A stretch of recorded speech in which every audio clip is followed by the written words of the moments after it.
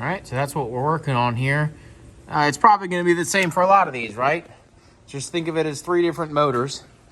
Spinner, auger, vibrator, all need powers and grounds. That's what all these wires are for. We're going to test the auger. And here's your wires there. And then here's the identification on those. And as you can go ahead and pause the video on that. See, I got spinner, auger, and vibrator. You can read for yourself which one's positive and negative. That white and gray for the vibrator, looked more white to me, but in gray it said whatever. And they all want 12 volts on high. You see over there? So if we're using a multimeter, you're gonna want 12 volts.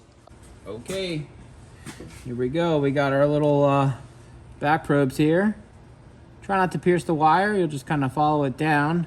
And I'm gonna grab the ground too. Green is gonna be ground, that's negative. Test light, we'll snag him over here. Okay, set this where you can see it somewheres. And then our little light, wire here. Boom, so that's gonna be in series.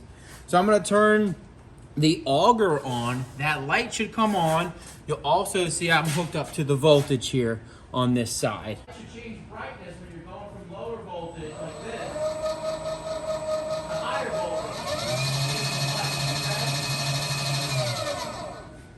You can use that test on any of these components, right? Because each of them need a power and a ground, right? Power and ground, power and ground. And just real quick, I think this is the superior method. You're in the cab, hook up a little current clamp, hooked up to a little meter or whatever. We'll go ahead and turn the auger on and we can see we got current there. And we can read the current down here. That's 4 amps. We'll tune her up. Boom, there's 7 amps we saw, but it's, if you can see that screen.